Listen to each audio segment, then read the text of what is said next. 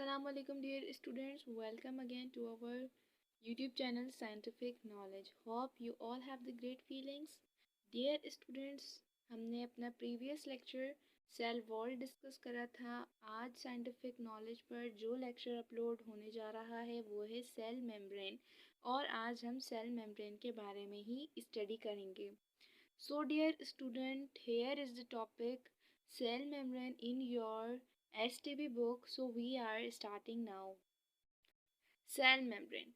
Cell membrane क्या है, किसे कहते हैं, आज हम स्टडी करेंगे। The cell membrane is the outermost living boundary of all cells. The cell membrane, also called the plasma membrane, physically separates the intracellular space inside the cell from the extracellular environment outside the cell. The cell membrane surrounds the protect the cytoplasm. कह रहे हैं कि cell membrane हर living organism की एक boundary layer होती है। Boundary किसे कहते हैं, यानी आपकी जो चीज़ एंड हो रही होती है उसकी एक बाउंड्री होती है, यानी एक एंड लाइन होती है। तो आपके सेल की भी जो एंड लाइन है वो आपकी सेल मेम्ब्रेन है, ठीक है जी। और ये हर सेल में होती है, चाहे वो प्रोकैरियोट हैं चाहे वो यूकैरियोट हैं। हम प्रोकैरियोट और यूकैरियोट हम अपने प्रीवियस लेक्चर में basic concept of the cell में डिस्कस कर चुके हैं। अगर आप लोगों ने प्रोकैरियोट और यूकैरियोट्स का टॉपिक अभी नहीं देखा और कॉन्सेप्ट क्लियर नहीं हुआ है तो काइंडली पहले हमारे चैनल पे विजिट करें और वो टॉपिक्स देखें और क्लियरिटी लाएं। और जो बात समझ में नहीं आ रही तो कमेंट सेक्शन में लाजमी बताएं ताकि हम आपके हर कॉन्सेप्ट का क्लियर आंसर दे पाएं। The cell membrane also called the plasma membrane.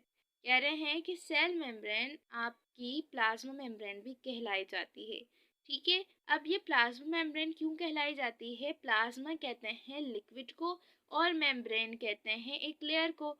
अब आपका सेल जो है, ये आपको ये दिख रहा है एनिमल सेल, ये जो इसका पूरा सेंट्रल पार्ट है, यानी आपका जो साइटोप्लाज्म है वो पूरा प्लाज्मा है, वो लिक्विड है, वो फ्लूइड है। और उसके फ्लूइड के इर्द गिर्द जो लेयर होती है, प्रोटेक्टिव लेयर, जो इस फ्लूइड के अंदर के मटेरियल को कवर करती है, वो कहलाती है प्लाज्मा मेम्ब्रेन। इसलिए इसको प्लाज्मा मेम्ब्रेन कहते हैं। अब कह रहे हैं physically separates the intracellular space. Intracellular space का मतलब होता है सेल के अंदर वाला जो स्पेस है, वो भी मैंने आपको बताया इनसाइड द सेल ब्रैकेट में, देखें यहाँ पे उन्होंने मेंशन करा हुआ है।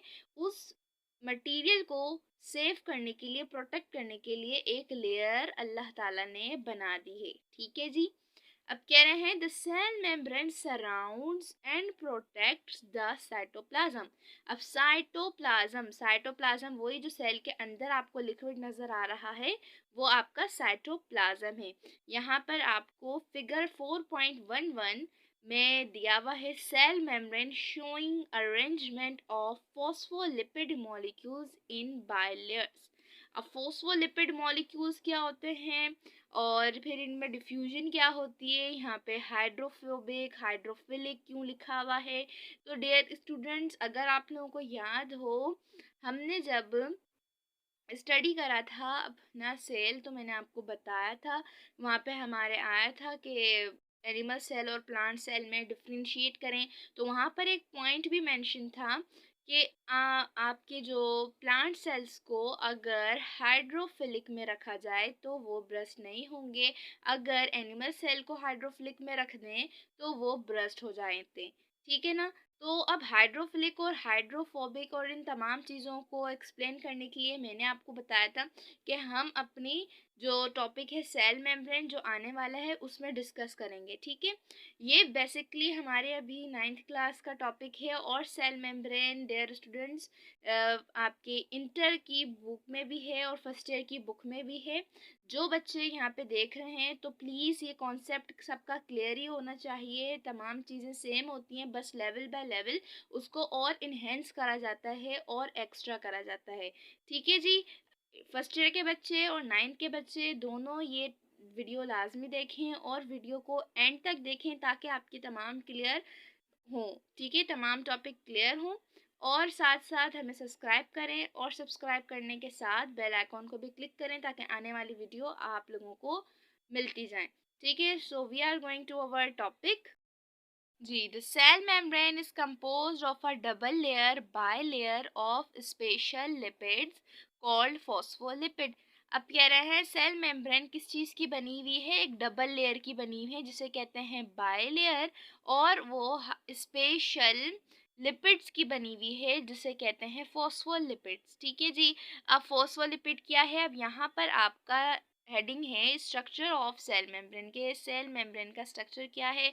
और सेल मेम्ब्रेन के स्ट्रक्चर को एक्सप्लेन करने के लिए हमारे पास दो बायोलॉजिस्ट थे, इनका नाम यहाँ पे बोल्ड हुआ है। और सेल मेम्ब्रेन के स्ट्रक्चर को स्टडी करने के लिए यहाँ पर इसका नाम है the fluid mosaic model. Fluid क्यों कह रहे हैं, क्योंकि अंदर का फ्लूइड है। ठीक है, अब यहाँ पे देख लेते हैं S.J Singer and G.L Nicolson proposed the fluid mosaic model of the cell membrane in 1972।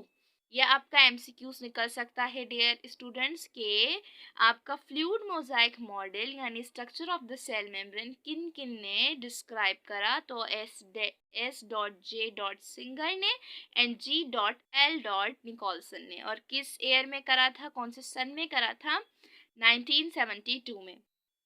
This model describes that phospholipid acting like matrix and conjugated glycoproteins, glucose and proteins together may float freely in this matrix।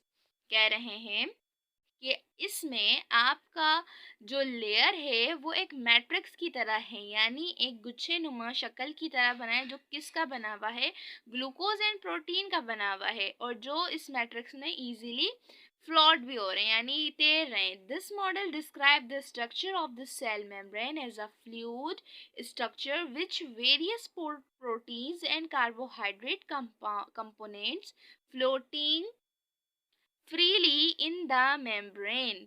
कह रहे हैं इस membrane के अंदर carbohydrate और बहुत सारी proteins जो है फ्लोट कर रही हैं। ठीक है, यानी बह रही हैं।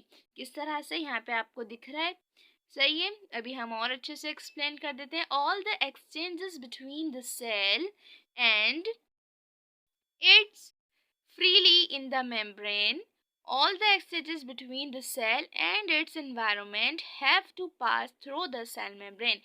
यानी सेल के अंदर जितनी भी चीज़ें जाती हैं, चाहे वो आपके विटामिन जा रहे हैं, प्रोटीन्स जा रही हैं, या आप जो भी इंटेक कर रहे हैं वो चीज़ें आपके अंदर जाती हैं, सेल उसे यूज़ करते हैं, तभी तो आपको एनर्जी मिलती है। तो वो तमाम चीज़ें सेल मेम्ब्रेन के थ्रू ही पास आउट होती हैं। The cell membrane is electively permeable to ions, hydrogen, sodium, small molecules, oxygen, carbon dioxide, and large molecules, glucose and amino acids, and controls the movement of substance in and out of the cells। कह रहे हैं कि वो selective permeable है। Selective permeable का मतलब यानी ये एक बाउंड्री है, तो वो कुछ ही चीज़ों को अपने आर पार जाने देगी, यानी सेल के अंदर आने देगी, और कुछ चीज़ों को नहीं देगी। तो भाई कौन कौन सी चीज़ें हैं, हाइड्रोजन और सोडियम। ठीक है, ये आपकी जो सेल मेम्ब्रेन है हाइड्रोजन और सोडियम की बनी हुई है। और स्मॉल मॉलिक्यूल्स इजीली कौन से पास आउट हो सकते हैं, oxygen and carbon dioxide easily, क्योंकि आप अपने एयर एक्सचेंज कर रहे होते हो, जब आप एक्सहेल कर रहे होते हो तो जो है ऑक्सीजन ले रहे हो, इनहेल कर रहे हो तो आप कार्बन डाइऑक्साइड ले रहे होते हो रात में। ठीक है ना, तो इस तरह से ये आपके कार्बन एंड ऑक्सीजन को अलाउ कर देती है आसपास होने के लिए, पास होने के लिए। एंड लार्ज मॉलिक्यूल्स कौन से, ग्लूकोज एंड अमाइनो एसिड। ठीक है जी, अब कह रहे हैं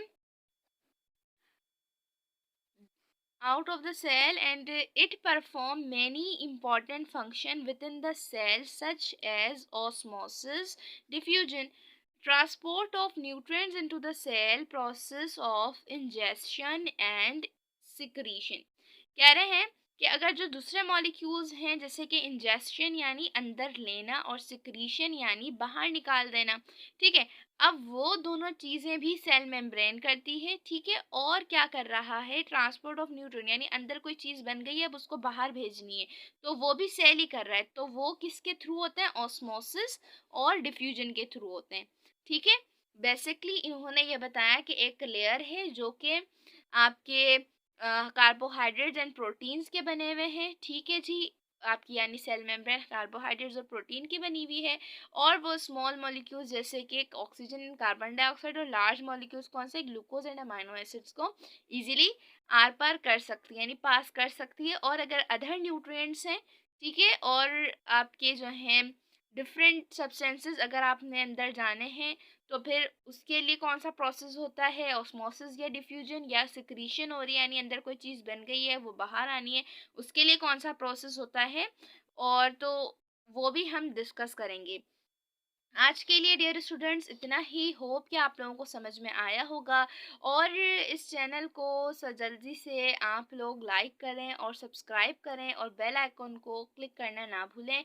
और वीडियोस को ज़्यादा से ज़्यादा उन बच्चों में शेयर करें जो अच्छी कोचिंग सेंटर्स को अवेल नहीं कर सकते और वो आगे पढ़ना चाहते हैं। आप भी यहाँ पे फ्री ऑफ कॉस्ट पढ़ रहे हैं, तो बच्चे भी यहाँ इस चैनल पे फ्री ऑफ कॉस्ट पढ़ सकते हैं। तो कि आप इस चैनल को ज़्यादा से ज़्यादा शेयर करें, वीडियोस को लाइक करें और फीडबैक देना मत भूलें, क्योंकि आपके फीडबैक से ही हमें पता चलता है कि हमारा कौन पढ़ाने का तरीका और आपके कॉन्सेप्ट क्लियर हो रहे हैं या नहीं हो रहे।